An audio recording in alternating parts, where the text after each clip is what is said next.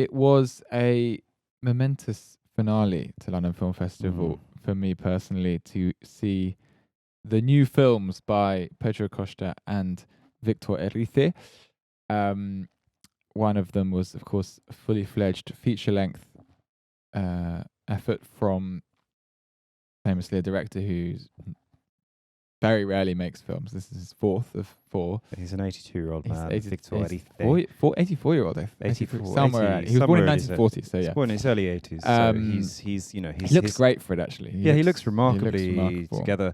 You know, his output, while slim, has always been considered, you know, I mean, Spirit of the Beehive, his kind of debut from the 1970s, is, you know, widely considered to be the great Spanish film in a lot of regards, and it is. I rewatched it recently, and I watched it for the first time. Watched it for the first time a couple of weeks ago in anticipation of this, and it's extraordinary, mesmerizing, strange, ethereal thing. And then he made El Sur, the South, which was largely considered to be compromised in some senses because funding was pulled halfway through the film. It was finished in some senses, but wasn't, you know, the complete thing that he had intended to create. And there's a Quincy Sun, which is a study of an artist, which is good. It's fine. And he's made lots of well-regarded shorts in between. But this is his first really big feature since his debut, in some senses. I suppose so. Yeah, I mean, Quincy Sun is like 2 hours, right? It's like but it's a documentary. Yeah, I suppose. Really, it's quite a constructive it's a documentary. So it's sort of like, Quincy Sun is like the only way as Essex for like kind of like artists, you know. It's for the like, Kunstlerfilm. It's kind of constructed reality, you know. Yeah.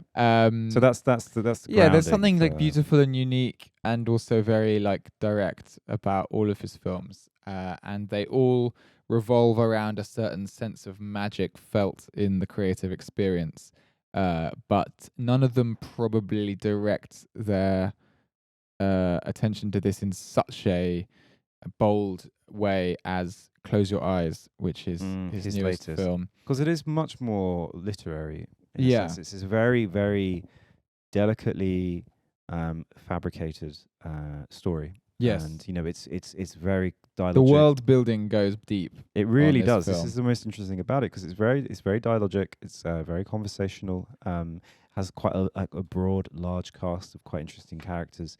And, you know, it's this sense that what he is. A thought just completely escaped my brain. That's worrying. So.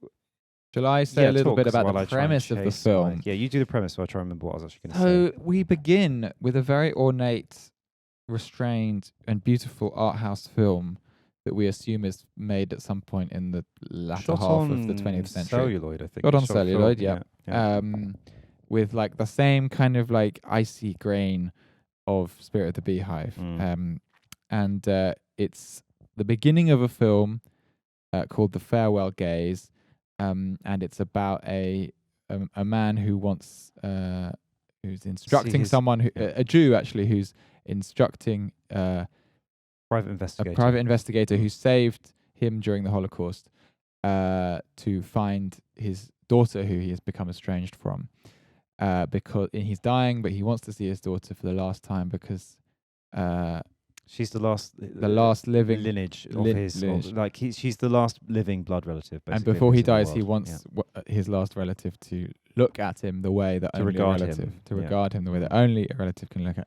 So already it's establishing this kind of like precious sense of like the experience of looking, and also a sense of connection and loss. It just establishes all the themes of the film, and also a wider theme of the film, I would say, is the fact that I thought Victor Erice was dead. I didn't know it.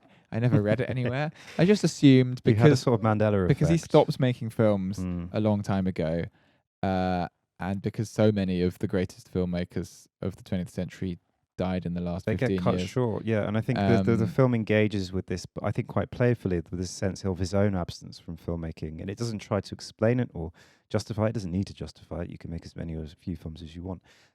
But it does engage with the idea of in this film, it concerns a missing daughter and a missing actor, which we'll get to, but it also concerns Erice's own absence from filmmaking and his own kind of ghostly presence, the continued kind of pulsation of films like Spirit of the Beehive and Quitstry Son. So it's absences and presences, which I find very interesting, and the thing it creates overall.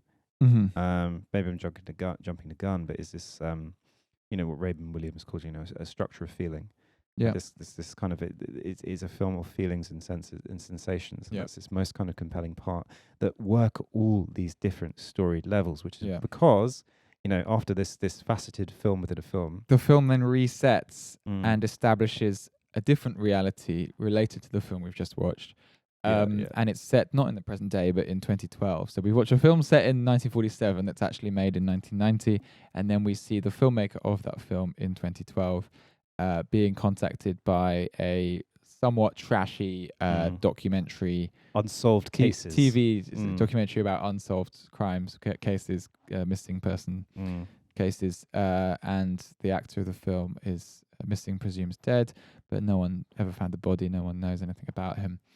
And then the film then goes on to discover someone who might be the actor, and it kind of it toys with these themes established of memory, of loss, of people changing, of the ability of cinema to capture, like to sort of like capture someone's essence. And also to fool and mislead us, because this is an important part of, I think, certainly Spirit of the Beehive, because that also is a film within a film, because they watch Frankenstein. And Frankenstein, the sort of character, the presence of Frankenstein bleeds through into the experience, the malleable experiences or the malleable emotions and mind of a young girl who becomes obsessed and fascinated with this figure of Frankenstein. Or the monster, just say sorry, and is unable to really distinguish between reality and fiction. And her sister says to her this very powerful line, which is, it's not real. The little girl didn't die. Cinema is just lies and trickery. Yeah, and, he's got this very good, amazing. Victor Erice has always been able to say, cinema is a falsification and a lie, but beyond that, there is a sort of strange, prehistoric, primeval magic there nonetheless that is sort of always operating. So it's always operating between like manipulation and something stranger and more intangible. And in this sense, I think it's worth talking about the different textures and registers this film works in. Oh god, it's so I mean, almost gonna it does this thing that actually Twin Peaks The Return does, which is to sort of take people from one setting and one register and one texture and then see them later on older in a different register. It uses also this, I mean, it's filmed, I assume, on like an Alexa or some kind of very industry standard cinema camera that has like quite a smooth, flat image, well, not flat, but like shallow depth of field, but like very crisp image, where scenes, largely quite dialogue heavy scenes, but filmed in a very restrained and tense way, moving between sort of close up and kind of coverage, standard coverage, where something unfolds. Some sort of gradually discoveries emerge about the histories of all these people, but it's basically a lot of people who are living in the past, not only people as old as the protagonist, the director, who's kind of in some sense looking for his former actor, but also the daughter of the actor who's never had the closure. She works in a museum now, but you get again the sense, very telling that she works in the Prado and exactly. Art Gallery. She's also the actress. She is also the young girl in Spirit of the Beehive. Is she? Is this news to you? It's news to me. Oh my god, very, very so interesting. Detail. So there's also a line. That's a very sort of Twin Peaks-ish thing. There's also a line in the film which is a direct line from Spirit of the Beehive. Oh really? I found that out afterwards in the. Is Erice lore? He's brought up in an amazingly complex nested lore. Yeah. In like 2 or 3 films. Yeah. Which is amazing, and I think like I said, there's these textural registers and tones that the film establishes and then shifts, and they never felt as like jarring dissonances, partly because we get these slow fade to blacks between key scenes. It lets us breathe. It's a blink. It's the closing of an eye, right? So it gives us this closing of these eyes. Very gentle film in that way, I feel. Extremely gentle, and yet so something. When I came out, so I saw it before you. I came out and I was like, it was such a weird film. I was like, I loved it, but there's something intangibly strange about it, which is the intangible strangeness of, I think, David Lynch's Twin Peaks season 3.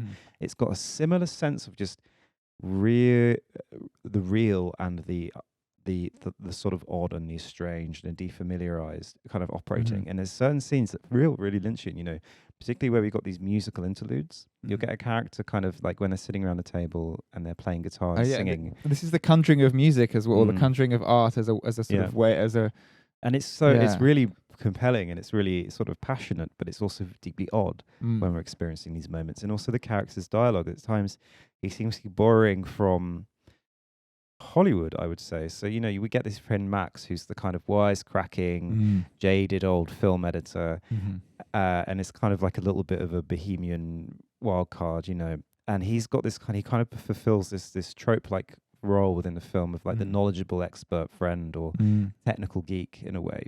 So he's like the, you know, if it was James Bond, he'd be like the Q of, you know, this director's world. And because he has the gadgets and the know-how and he comes in as this kind of white knight at the last minute to come and screen this film. And so there's certain things about it that are quite formulaic, but they're not in a heavy-handed or flat-footed way, but actually serve the film as this kind of, this Fabergé egg of layers. Yeah. You know?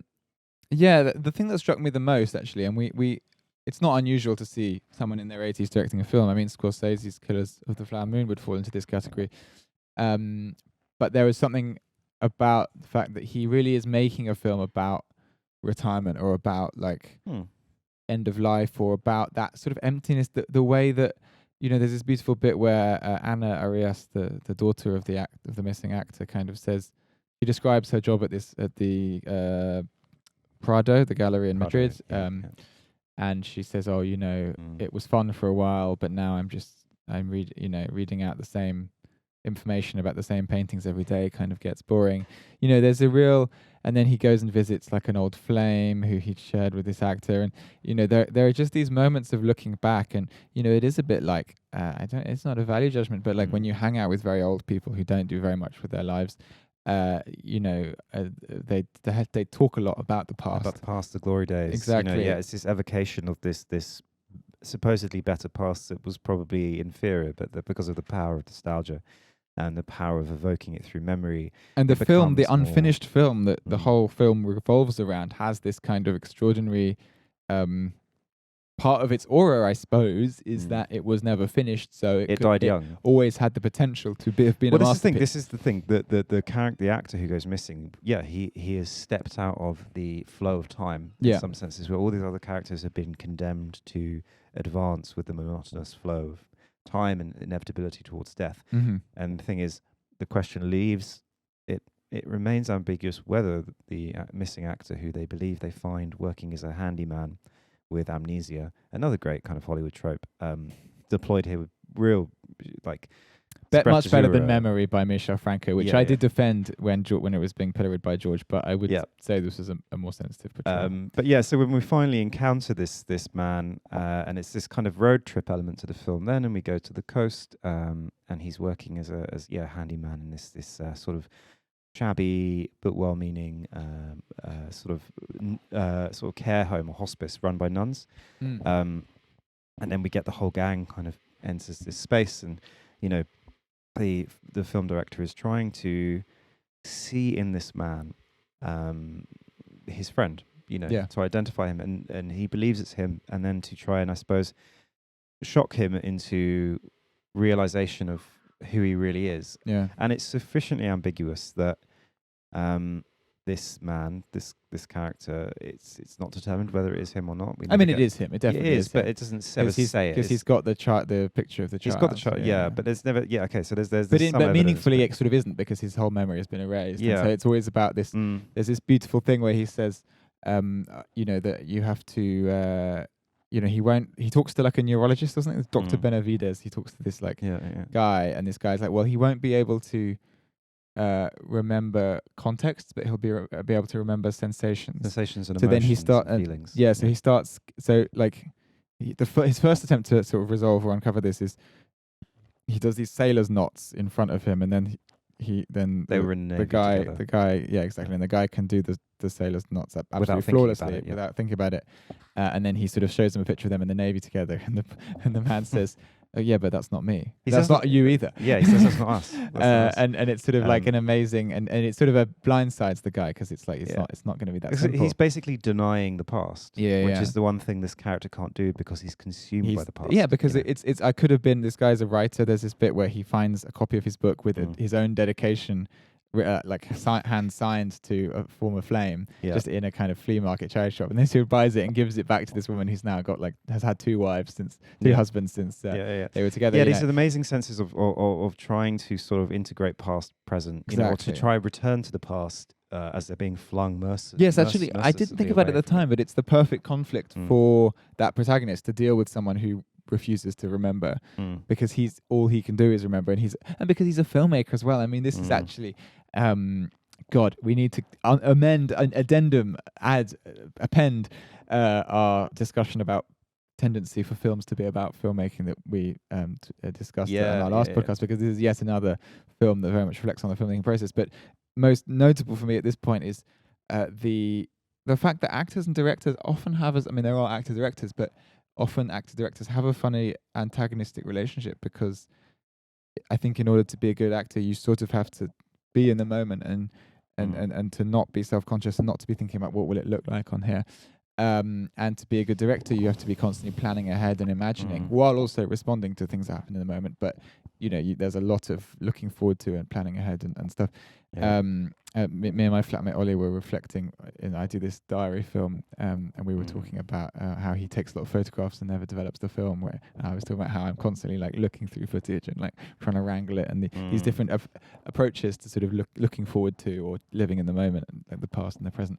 And I thought this film, like, actually, I didn't think about it at the time, but it was having this effect on me of making me think about, the position of the actor as someone who's sort of impervious to the record keeping of film. Yeah, the indexical nature of film, which is stored and protected. And Max, who is this editor, is also a film conservationist. And, it's at the cold face of the recording. And he makes this remark about how everyone's putting stuff on hard drives, but his film is the real thing. He's a real purist and textualist, and obviously his job again is to mummify the past, which is exactly what the daughter is doing. So it's another institution like the museum which freezes an aspic. These things of beauty which are actually very fleeting. It's like that jelly stuff. Oh, the silica gel thing you're not supposed to eat. No, you're supposed to eat aspic, but it tastes like shit. Oh. They used it in the 70s to like use those kind of like disgusting displays of like fruit and vegetables to keep meat. it. It's really horrible stuff. But don't eat it if you see it in those packets. Yeah, don't eat silica gel. That's official health warning. Unless you want to kill yourself, in which case, sure. We don't endorse suicide. Ending your life. No, we don't. So there's various characters who are trapped or locked in this kind of hall of mirrors of the past. Max is one of them because he preserves these films that no one wants to watch. He says no one has the equipment to screen these anymore. There was a great moment of emergent physical comedy and meta textual comedy with this, because when I started watching this film at the Picture House Central, the framing was off. So it's so terrible. I was in a different screening, but more on that later. So I was there. So basically, I was there, and it meant that half the subtitles were cut off on the film. So they had to reset and start again. It was, very embarrassing. Did you get past the film within a film? No. Okay. So we kind of relived it again. It was quite interesting. We weren't aware yet. But then the funny thing is, Max later on says this thing he makes a joke where he's like, oh, well, no one's got the equipment to screen these films anymore. And when they do, they never get the framing right. It was just everyone in the room's just like laughing out. True. But it's great. It's this very, that also obviously wasn't planned, but the film manages to be so truthy that it can kind of anticipate. It's very self-aware and it's very aware of and it's really surprising to see someone who's 81 who's able to so fleet-footedly switch between registers in this kind of quite tabular way.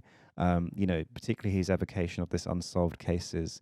It's really bold choice to start a film in this gauzy, grainy, soft, buttery film. Yeah. And then to switch into this like Netflix style cold office block, and it's actually shot for those sort of portions relating to the unsolved cases. It's actually shot quite flat and he's kind of ugly almost. And it's filmed like they filmed the TV show where he's interviewed, and they filmed the interview almost in. It feels like it's in its entirety. Yeah, it's got that kind of daytime TV, hyper reality. They have like an LED screen behind, and everything is too sharp. Exactly. Yeah, we just have something very soft, which is the past, because it's memory, and we have the present, which is harsh and real. He's also compositionally just so on it. I mean, every shot has like something beautiful going on in the background. There is like a bit too much rain. It keeps raining all the time, which I don't know. I just assume it doesn't rain that much in Spain, but whatever. The rain in Spain stays mainly in the frame.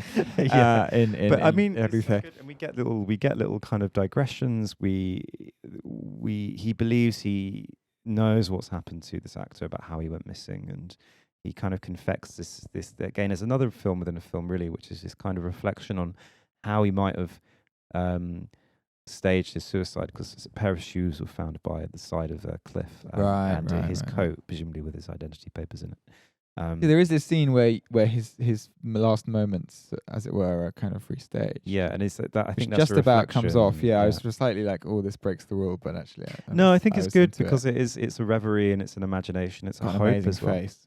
Really, there is something great, like very truthy about how like the actor's face is like somewhat more interesting than the director's face, which is like a classic thing that directors and actors often like the you get it even with like what was this, Shiva Baby? The director of Shiva Baby is like a less interesting looking Rachel Sennett, like almost every, like Herzog and Kinski, like every and they were rivals, like for this woman's love. Truffaut, and actually Truffaut is pretty handsome, but Truffaut and Jean Pierre, like the director is always like channeling their spirit into someone with a really striking visage. And I think visage. And they do have in some ways they are best friends, but they're also rivals, and they're creative rivals, and there's all resentment there as well, because what was this man really? Who was he running from? And this, obviously, by the same measure, this by disappearing this actor, so the director believes, has sort of ruined his chances to have a really strong cinematic career. He never made a film again. But it shows how interdependent he was with this other person, how symbiotic in a way, and their disappearance was hobbled him. Horrible sense of missed sort of, if only, shoulda, woulda, coulda, there's a real sense of the tantalizing sense that the film, within the film, is so much more like profound and noble and beautiful than what you're watching, and yet the way that what you're watching for most of the film situates the film is part of the effect of it. It has this very tantalizing recontextualizing power, all of that bit in the middle, even though a lot of it is it's a long film, it's basically 3 hours, and it does spend a lot of time just with these people slowly unpacking the past, which I normally wouldn't recommend for a 3 hour film to, because, a lot of... It become quite heavy, sodden, I think, but it doesn't hit, because it's so fresh in how he switches up the register. Exactly. And, even with... And it has a very satisfying yet ambiguous, so spoiler alert for anyone that wants to watch this film and enjoy it, and it's untrammeled beauty. So at the end of the film, we get a screening, so another film within a film.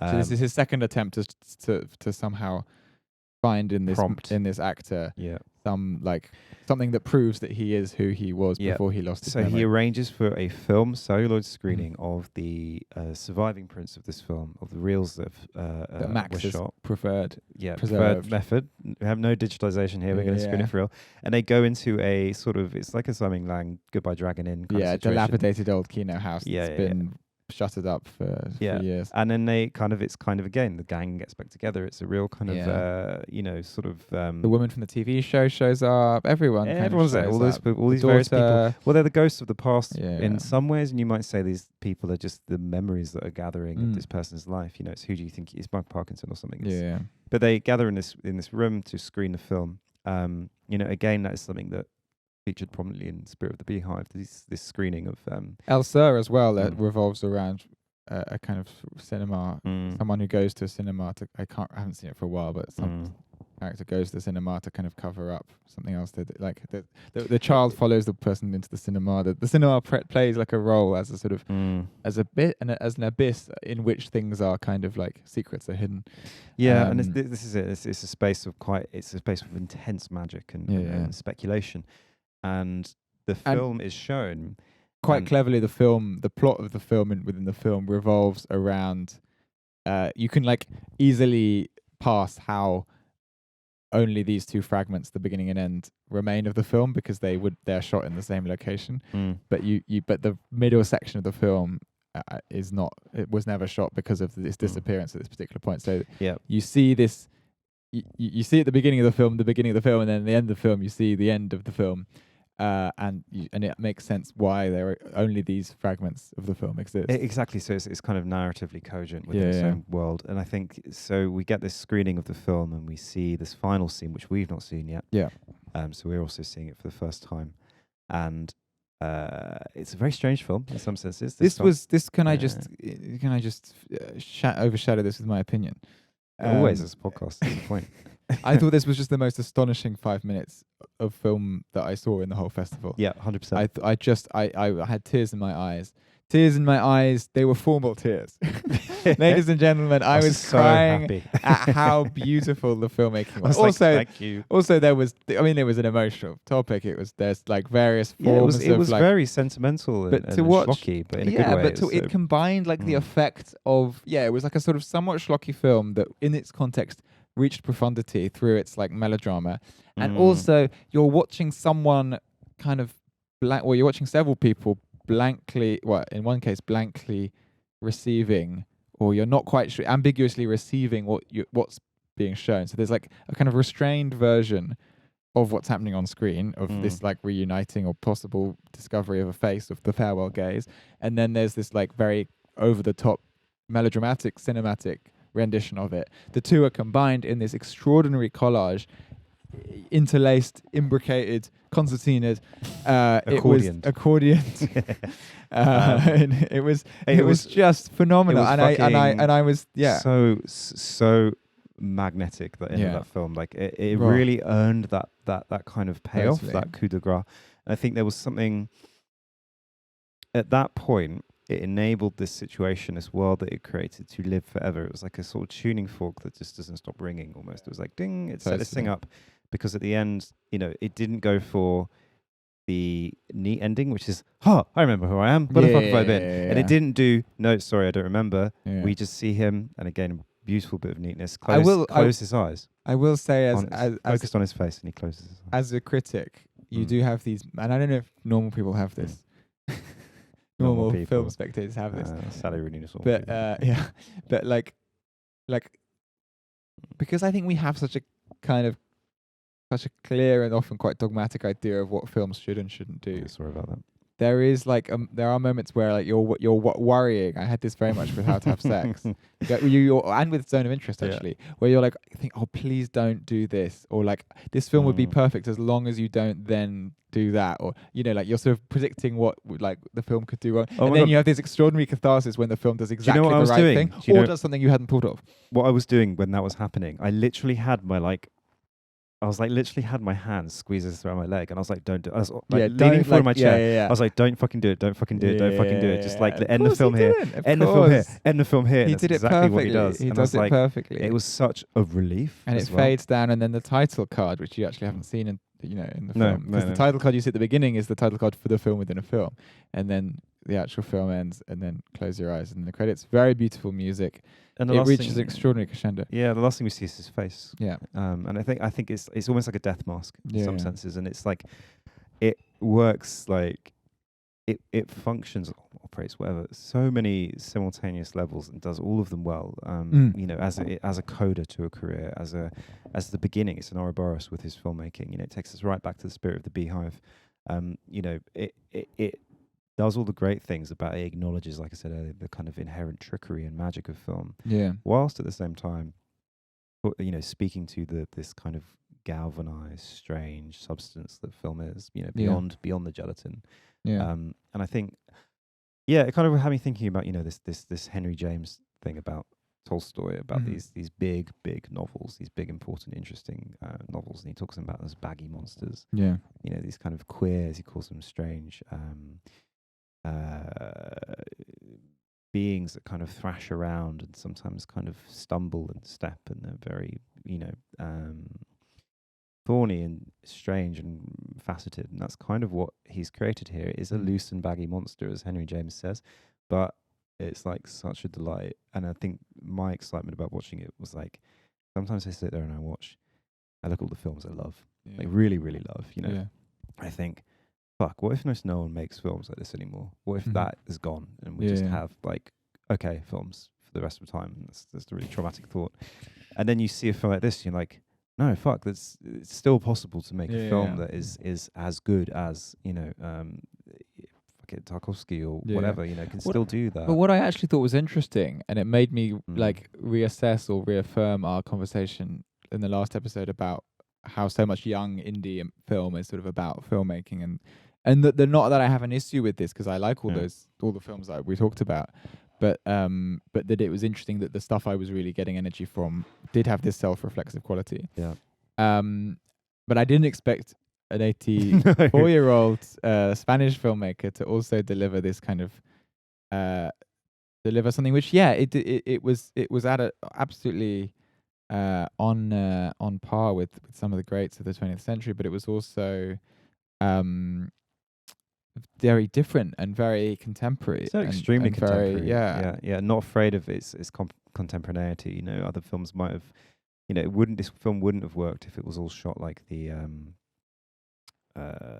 this kind of bracketing film. This older film. If it was all shot in film, and I thought I was so taken aback in a way when we switched into digital, like flat digital, and I was like, but at the same time I was like, no, this crazy old bastard, that's exactly correct. This is perfect. This is like, you know, he can use these and perfect these different forms really well. It made me think of Quince Tree's Son in some senses, you know, because the real thing about that, the most interesting thing, is not this old artist rattling on.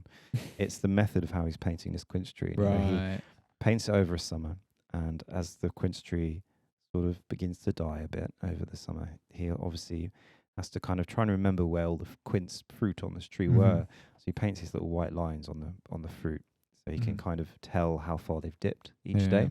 So by the end of the painting, there's the painting on his pad, and then there's all these quince fruit that have got all these white lines on them, so you can see how much the tree's been dipping and decaying.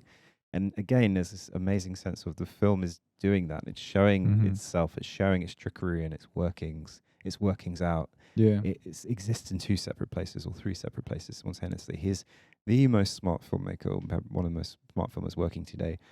And he's only barely working today because he's only released one film in the last 30 years. Yeah. You know?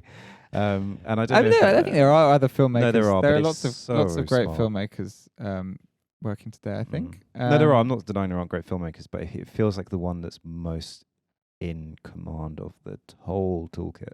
Yeah, there was a real sense of mastery at that screening, but it was funny because I think lots of the central section it filled me with great anticipation. I mean, I didn't check the time once, you know, I was absolutely rapt. No. But it did have like this real like glacial, like it was quite like quite literary. You're really uncovering things slowly, like not quite sure where it's going. And then it kind of like really slots into this. It uses like quite and it's not kind of gimmicky at all, but it really slots into this. Like that final 5 minutes is just an absolute masterclass. And I don't think you'd feel what you feel with that if you didn't see the first 2.5 hours. But no, it's weird because it's like the great power of that film is. I know we're really really gassing this up, but it deserves it. But you know, it's like, you know, in that last Serge Dany in his last piece for Kahir writes. He was talking about the films of our childhood that watched us. He's talking about this capacity for film to watch us, you know, because it's sort of activating sublimated memories and sort of penetrating beyond our consciousness into our subconsciousness. But also the unsettling thing when you're in front of a great film like this, where you do feel a little bit uneasy before it, in a way, you know, and that's the capacity of really, really great cinema, I think, is to feel kind of observed rather than just to feel like a spectator. And I think this film does that. It's doing stuff to you, which is interesting, and it's kind of getting itself into your head in really interesting ways. It's so good. Definitely feels like a film like, I don't know, it's a cinema film. This is one you go go see it in the cinema. It's released by New Wave Films again, like Totem. Not quite the same urgency to see it on opening weekend because Aretha is not a kind of up and coming spring chicken. But definitely go see it. 100%.